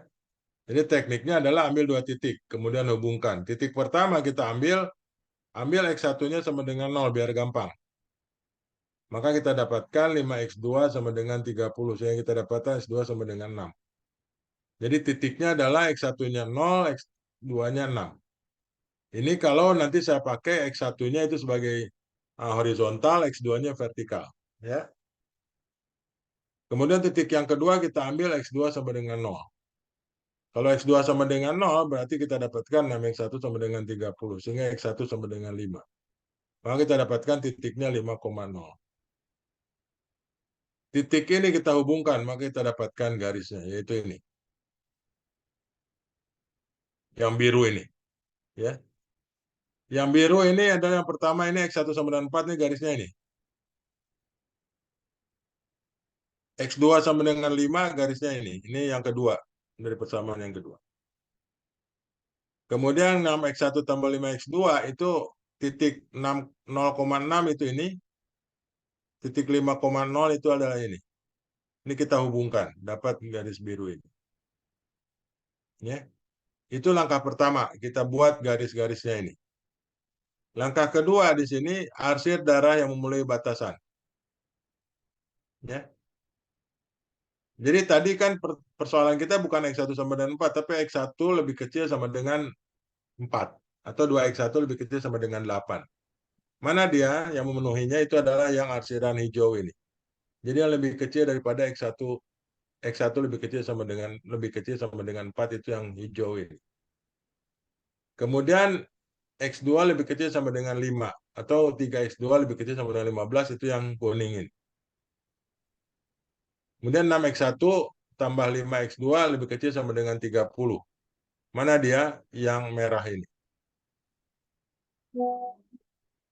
Yang diarsir oleh ketiga garis, yang ada yang biru, ada yang hijau, ada yang merah, ada yang kuning, itu yang kita sebut dengan visible region. Daerah yang visible. Nah, dari situ kita cari yang optimalnya, itu kita ambil titik-titik ujungnya, yang disebut titik vertex. Kita punya titik vertexnya A, B yang ini, C yang ini, dan D yang ini. Titik A itu jelas. Ya, titik A ini kan X2-nya 5. Berarti titik X1-nya itu kalau di sini 5, ya, berarti 25, 6X1 berarti 6X1 sama dengan 5, berarti X1 5/6. Jadi ini akan 5/6. Yang titik B ini. Kalau titik A jelas ini 0,5. Titik B ini adalah 5/6,5. Titik C, ya, titik C ini itu jelas kita punya X1 sama dengan 4, maka kita dapatkan X2-nya sama dengan 6/5. Jadi titik C ini itu adalah 4,6/5. Titik D ini jelas 4,0. Ya. Itu langkah keempat. Kemudian kita hitung nilai Z pada titik-titik ujung, titik vertex tadi. Di A berapa Z-nya, di B berapa Z-nya, dan seterusnya. Di A kita dapatkan Z-nya, X1-nya 0, X2-nya 5, berarti kita dapatkan Z-nya 25. Di titik B kita dapatkan Z-nya 27,5, titik C Z-nya 18.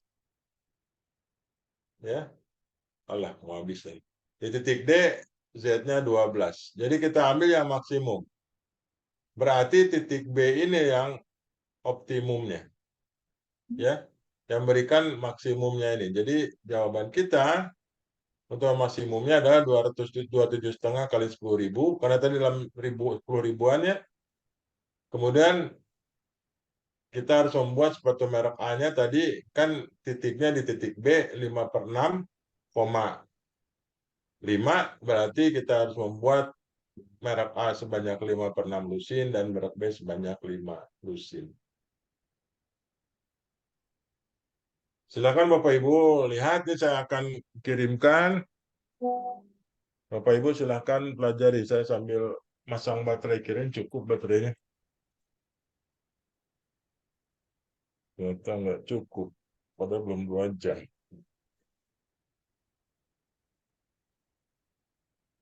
Saya stop share dulu, saya kirimkan aja dulu ke Bapak Ibu ya. Ya, Pak. Silakan dipelajari dulu, saya sambil masang baterai.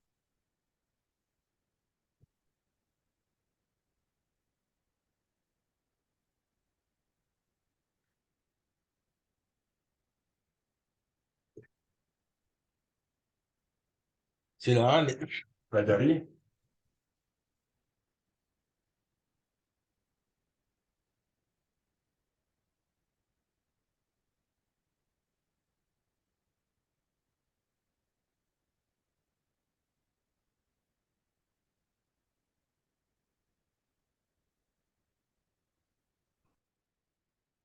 Kalau sudah oke, coba Bapak Ibu selesaikan yang furniture. Dalam waktu 10 menit tersisa kita nih.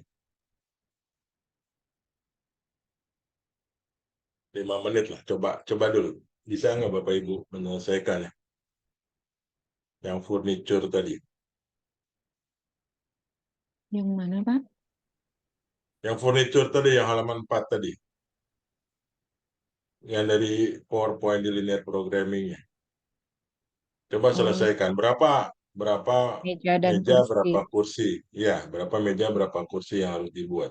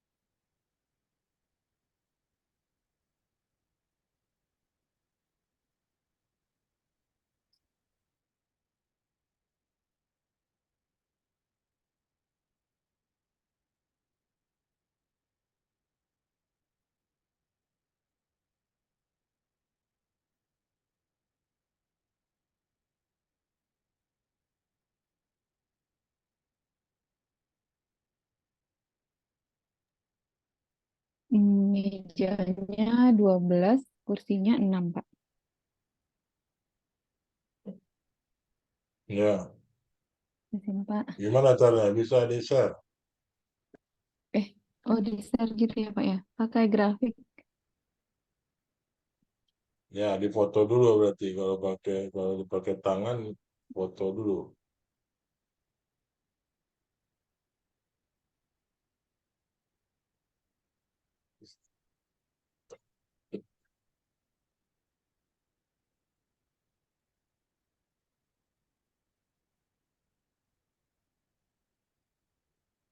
Yang lain ada yang dapat?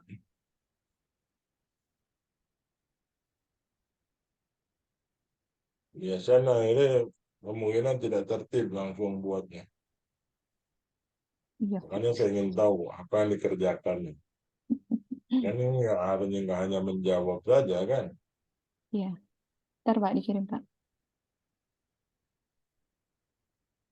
Kalau buat dari situ lama, nggak apa-apa grafiknya di foto, dikirim ke WA ke diri sendiri, share aja.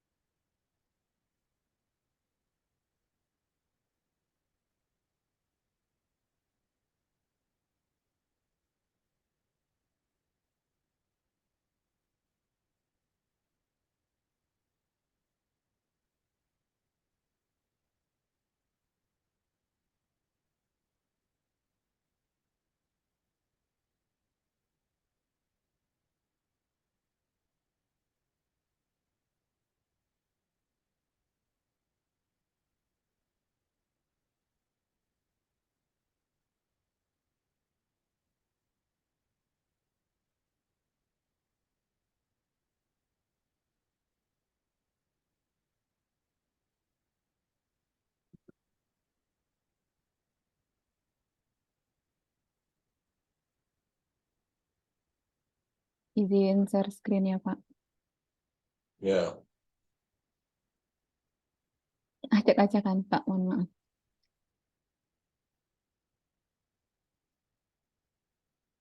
kalian udah tahu langsung 12,6 dari mana dapat 12,6? Di eliminasi Pak, substitusi. Terserah, kalau saya sih tahu dari mana. Kawan-kawan dari mana tahunya. Pasti nggak tertib tuh. Kan Iya. itu. Ya. Karena kan biar cepet aja. Kan tadi harusnya digambarkan dulu ini dari mana dapatnya gitu kan. Iya. Ya. Eliminasi itu seperti apa ataukah substitusi pakainya gitu kan, ada dua caranya ya. Iya. Eliminasi atau substitusi. Seperti Bapak tadi juga bisa diambil LA-nya 0, dapat B-nya. Nggak bisa dong, itu untuk menggambarkan garis ini. Untuk Yang menggambarkan 12. garis ini. Oh, Menggambarkan yang ini kan titik, nggak oh yang bisa. titik ini ya. Oh iya ya. Titik Pakai ini tentu eliminasi. harus Iya. eliminasi atau substitusi kan. Substitusi. Iya. Eliminasi dan substitusi. Oke, makasih. Sama Nah, Pak. Yadil. Iya Pak. Jadi nanti saya akan berikan juga ininya, tapi saya jelaskan dulu sedikit. Secara tadi kan lebih lengkap gitu ya, sekarang saya agak lebih cepat menginikannya. Jadi dari kita kan punya dua batasan ini gitu ya, dengan Z ini. Untuk ini kan langsung kita harus, ini kan garisnya enggak, kalau tadi seperti tadi kan mudah persamaan pertama tadi ya. Kalau ini kan garisnya kita harus 4M plus 2K sama dengan 60. Kalau seperti ini, ada muncul kedua variabel gitu ya, maka kita harus cari dua titik. Caranya ambil satu variabel sama dengan 0, maka variabel yang lain akan tahu. Ya. Tapi ingat sekali lagi, ini berarti kalau saya tuliskan kita dapatkan M-nya 0, K-nya 30, 1 sekian 0,30, ini berarti M-nya adalah variabel, apa namanya, sumbunya adalah sumbu horizontal. Ya. K-nya adalah sumbu vertikal. Itu harus hati-hati. Karena kalau beda, tentu penulisannya terbalik. Ya. Jadi ini untuk M, ini untuk K. Ya. Jadi ini yang tadi pertama nilai dapatkan 0,30 di apa namanya, dihubungkan dengan 15,0. Kemudian yang kedua kita dapat 0,12 dihubungkan dengan 24,0. Ya, yang ini. Ya. Kemudian B-nya ini tadi dapat 12,6. Dari mana dapat 12,6? Ini adalah perpotongan kedua garis ini. Jadi yang tadi saya katakan didapatkan mencari titik potong ini dengan cara eliminasi itu adalah seperti ini. Ya. Titik potong itu artinya titik ini memenuhi kedua garis secara bersamaan. Itu intinya. Ya. Jadi itu intinya, artinya M, K di sini itu harus memenuhi kedua persamaan itu. Nah, untuk caranya itu kita lihat kalau kita pakai eliminasi, ini kita samakan salah satu koefisien dari kedua variabel. Terserah Bapak Ibu mau menyamakan yang M atau menyamakan yang K sama saja. Kenapa saya yang samakan K bukannya M? Karena di sini yang lebih besar konstantanya 60 kalau dikalikan ini nanti langsung. Kalau enggak, kalau Bapak Ibu bisa juga ini dikali 1, ini kali 2, ini sama-sama 8M. Tapi nanti minus sama minus itu lebih pusing lagi menjelaskannya. Ya. Jadi kita dapatkan nanti M-nya adalah 12, maka kita dapatkan K-nya sama dengan 6. Sehingga titik potongnya adalah di 12,6. Ini yang tadi Naili tidak jelaskan. Naili tahu karena di kepala, di luar kepala aja lihat di apa namanya di kertas yang lain itu. Ya. Jadi ini dapatnya, kemudian kita punya titiknya berarti di sini nih. Kalau semua dikasih, saya nggak sempat membuat arsirannya, Bapak Ibu buat arsir. Ya. Samaan pertama yang ini, arsirannya yang pertidaksamaan batasan pertama, batasan kedua yang ini. Jadi yang ada kedua arsirannya ada di dalam sini. Jadi kita punya 3 titik vertex, 0,12, 12,6, dan 15,6. Kita uji berapa Z-nya. Z di A itu 72, Z di B 132, Z di C 120. Ingat, ini dalam 10 ribuan. Sehingga keuntungannya itulah 132 kali 10.000. 1.320.000 yang dapat dengan membuat 12 meja dan 6 kursi. Ya, itu jawaban. Oke, udah lebih 1 menit. Ya, kalau ada pertanyaan ditunda saja untuk pertemuan berikutnya. Silakan Bapak Ibu pelajari. Ya. Jadi insya Allah kalau pertemuan berikutnya saya tidak akan nunggu lagi gitu ya. Insya Allah saya datang sesuai dengan jadwalnya gitu ya. Paling 1 menit 2 menit gitu ya. Kalau saya terlambat saya akan beritahu sekretariat gitu. Ya. Seperti itu ya. Ya, Pak. Insya Allah ya kita ketemu lagi kapan-kapan, nggak tahu jadwalnya kapan. Yang pasti minggu depan kalau hari Jumat ini saya nggak bisa. Ya. Oke. Saya akan stop share, saya akan kirimkan ke Bapak Ibu sebelum saya akhiri. Belum ada tugas nih, masih perkenalan dulu biar nggak terlalu sebel sama saya lihat cacing-cacing seperti itu. Oke, ya. Silakan Bapak Ibu pelajari. Kalau ada pertanyaan, insya Allah nanti di pertemuan berikutnya. Ada juga contohnya di linear programming itu di bagian akhir ada juga kalau ada pertanyaan kenapa seperti itu nanti kita diskusikan. Ya. Demikian saya Bapak Ibu. Terima kasih. Assalamualaikum warahmatullahi wabarakatuh. Waalaikumsalam warahmatullahi wabarakatuh. Terima kasih, Pak. Terima kasih, Pak. Terima kasih, Pak.